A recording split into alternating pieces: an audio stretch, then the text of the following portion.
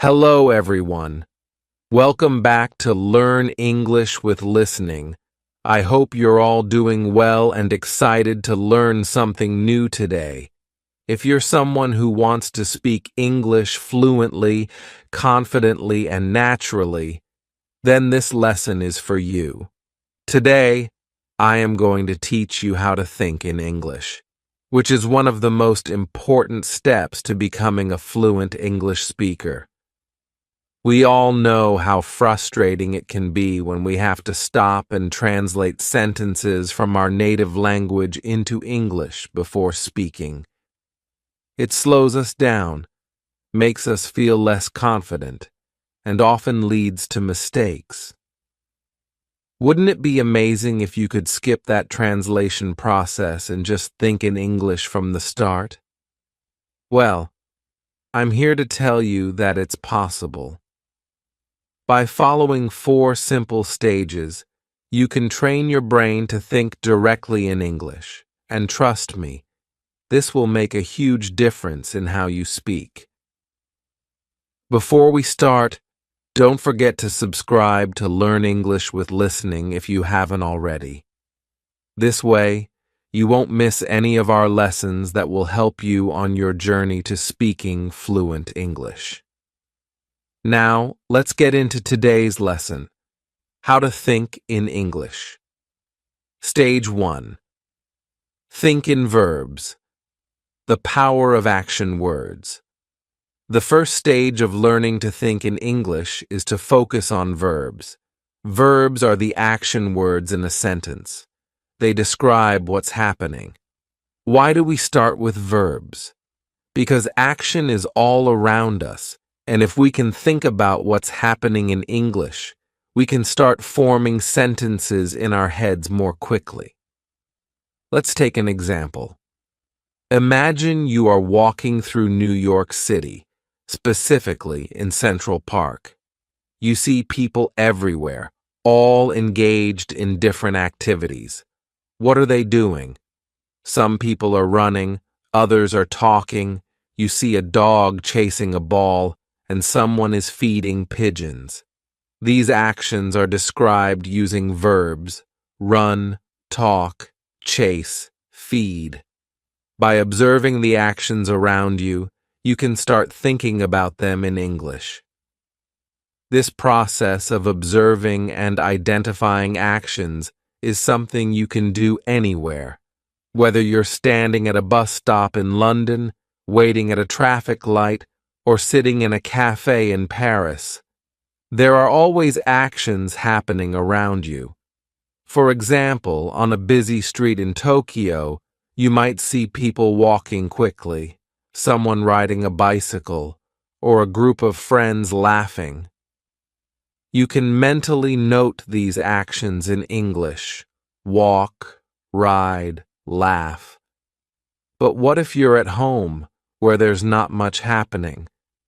You can still practice thinking in verbs by imagining scenarios or using pictures. For instance, look at a photo of a family picnic. What actions do you see? Maybe they are eating, playing, or relaxing. Even when you're indoors, you can practice identifying actions by thinking about what you might do in different situations. Imagine you're in your kitchen. You might be cooking, cleaning, or washing dishes. Key practice. Tip: set aside 5 to 10 minutes each day to practice thinking in verbs. Pick a different place each day and focus on the actions happening around you. As you do this regularly, you'll train your brain to think about actions in English, making it easier to describe what's happening in the moment. Stage 2. Think in nouns, naming the world around you. Once you've practiced thinking in verbs, it's time to move on to nouns. Nouns are words that name people, places, things, or ideas. Just like verbs, nouns are everywhere. Everything around you has a name, And if you can think of these names in English, you'll be one step closer to thinking and speaking fluently. Let's take an example from a different city. Imagine you're in Sydney, Australia, standing by the famous Sydney Opera House. As you look around, you see the building, the harbor, and many tourists taking photos. You also see a boat in the water and a few seagulls flying above. Each of these things is a noun: building, harbor, tourists, boat, seagulls. It's important to practice thinking in nouns wherever you are. If you're at a market in Delhi, India, you might see fruits, vegetables, spices, and vendors. These are all nouns that describe the objects and people around you. Even if you're just sitting in your room, you can look around and identify nouns. For example, you might see a table, a chair, a book, and a laptop. Another great way to practice thinking in nouns is to describe what you're carrying with you. What's in your bag? Maybe you have a phone, some keys, and a wallet. If you practice naming these objects in English, it will soon become second nature. Over time, this will help you think faster and more clearly in English. Key practice. Tip: spend a few minutes each day naming the objects around you in English, whether you're outside, at home, or even traveling. Challenge yourself to identify everything in English. For instance, if you're visiting Barcelona, Spain, look around and name things like buildings, bicycles, cafes, and tourists. The more you practice this, the more your brain will automatically think in English. Stage 3. Think in sentences, connecting verbs and nouns. Once you're comfortable thinking in verbs and nouns, it's time to move on to the next step, thinking in sentences. This is where you start putting verbs and nouns together to describe what's happening around you in full sentences. At this stage, it's important to start simple. Don't worry about making long, complicated sentences. Just focus on creating short, clear sentences that describe what you see. For example, if you're in Cape Town, South Africa, looking at Table Mountain, you might say, "The tourists are climbing the mountain. The sun is shining. The wind is blowing." These are simple, but they allow you to practice thinking in complete sentences. Now let's imagine you're in Toronto, Canada, sitting in a park. What's happening around you? You could describe the scene like this. A family is having a picnic. The children are playing with a ball. The birds are flying in the sky. These sentences are short, but they effectively describe what's happening around you. As you become more comfortable, you can start making your sentences longer. For example, if you're in Berlin, Germany, walking near the Brandenburg Gate, you might say, "A group of tourists is taking pictures of the monument. Some of them are listening to their tour guide, while others are checking their maps." This sentence combines multiple verbs and nouns, giving a fuller description of the scene. The goal here is to get used to thinking in sentences instead of just words. This will help you when you're speaking, as you won't have to stop and think about each individual word. Your brain will automatically form sentences in English. Key practice. Tip: every day take 10 to 15 minutes to describe your surroundings in sentences. Whether you're at home, in the office, or walking through a new city, try to form complete sentences in your head that describe what's happening. If you're in a cafe in Rome, Italy, you might say, "The waiter is serving coffee. Two friends are chatting at the next table. A couple is reading a menu." This practice will make thinking in English much more natural. Stage 4. Think in paragraphs, bringing it all together. The final stage is to move from thinking in sentences to thinking in paragraphs. This means describing everything around you in more detail, telling a full story, or creating a more vivid picture of the scene. Imagine you're visiting the Great Wall of China. Here's how you might describe it in a paragraph. I'm standing on the Great Wall, and the view is incredible. The mountains stretch out as far as I can see, and the wall winds its way across the landscape. There are tourists all around me, taking pictures and walking along the wall. I can hear people speaking in different languages, and there's a cool breeze blowing through the air. The steps are steep, and the stone is worn from centuries of use.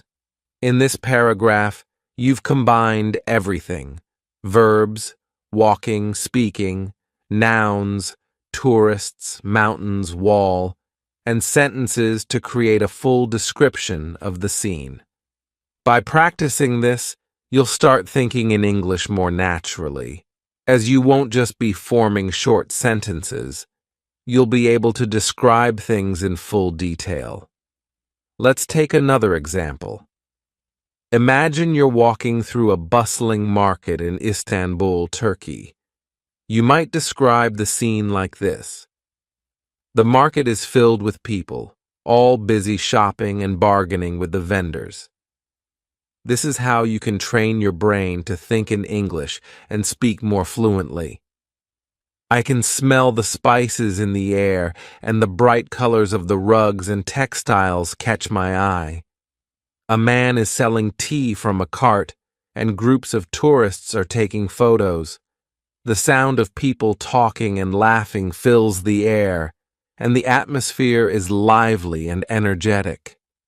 When you practice thinking in paragraphs like this, you are training your brain to describe events and scenes in full detail without stopping to translate from your native language. This stage is essential because it helps you not only think in English, but also express your thoughts in a more coherent and fluent way. By focusing on forming paragraphs, you can talk more naturally and at length, which is key when you're aiming for fluency. Let's take one more example to practice. Imagine you're sitting in a cozy cafe in Amsterdam, Netherlands. Here's how you might describe the scene in a paragraph. I'm sitting at a small table by the window, sipping my coffee. The cafe is warm and inviting, with soft music playing in the background. Outside, I can see people riding their bicycles along the canal. The sky is cloudy, and it looks like it might rain soon. Inside, a few people are reading books, and a couple is chatting quietly over their breakfast.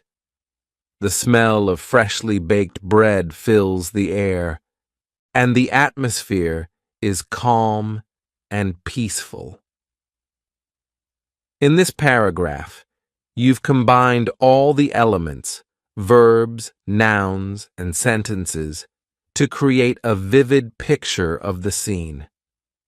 This is the final stage of thinking in English, where you can describe situations in detail, just as you would in your native language. Take a few minutes to describe your day in a paragraph. Start from the moment you woke up and think about everything that happened. What did you do? Where did you go? Who did you meet? Try to describe it all in English. For example, today was a busy day. I woke up early and went for a walk in the park.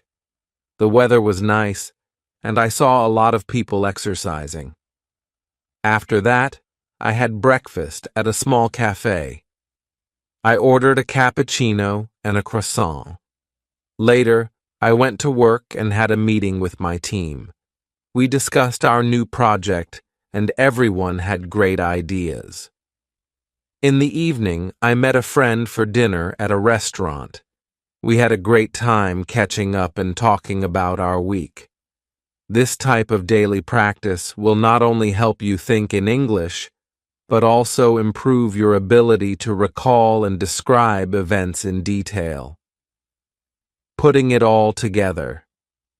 Achieving fluency through practice. By now, you should have a clear understanding of the 4 stages of thinking in English. 1. Think in verbs. Focus on action words and describe what is happening around you. 2. Think in nouns. Name the people, places, and things you see in your surroundings. 3. Think in sentences. Combine verbs and nouns to form short, simple sentences.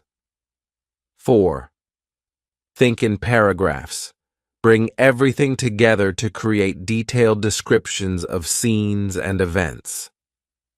Each of these stages builds on the previous one, helping you develop the ability to think directly in English without the need for translation. It's important to practice each stage regularly, as this will train your brain to process information in English more naturally. Why thinking in English is essential for fluency. Now that you understand the stages, let's talk about why this method works.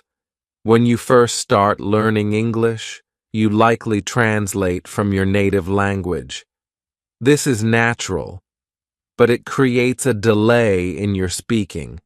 Instead of speaking smoothly, you have to pause and think about what to say, which can make you feel less confident.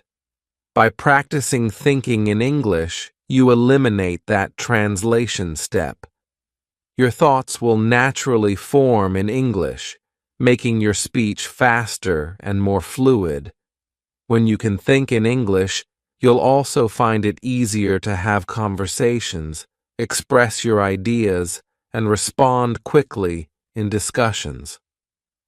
For example, imagine you're at a job interview in London, and the interviewer asks you to describe a challenging situation you faced at work. If you're thinking in your native language, you might need a moment to translate your thoughts into English. But if you've trained yourself to think in English, you can respond immediately and confidently, without hesitation.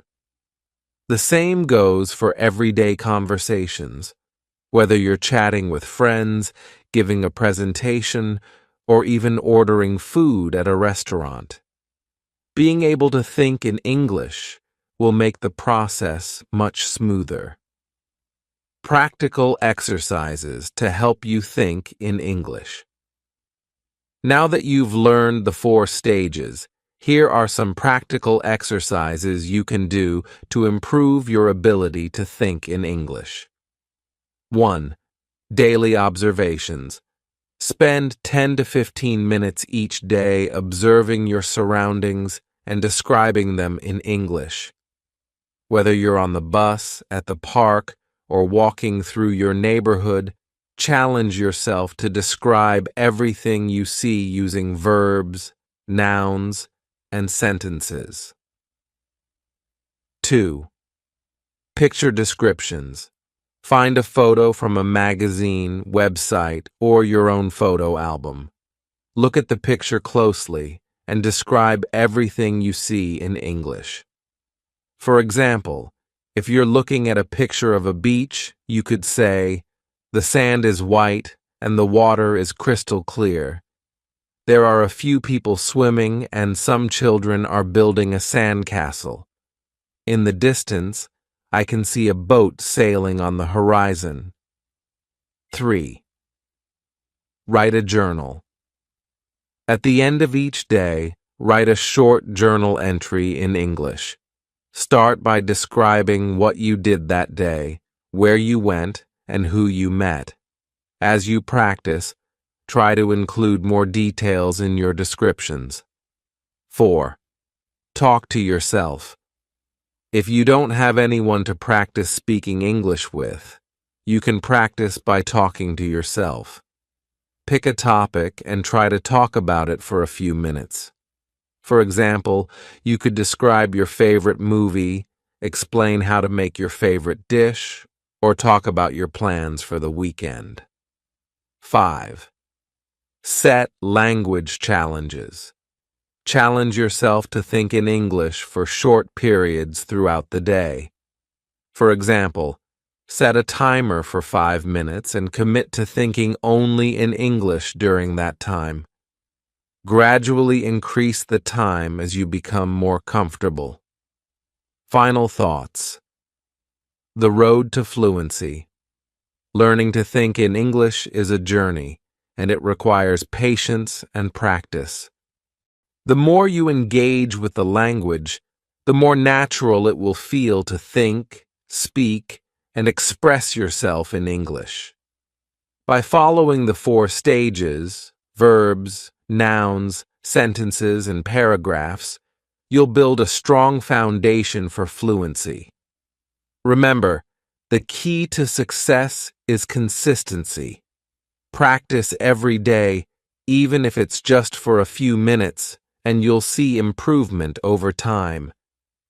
It's normal to make mistakes along the way, but don't let that discourage you.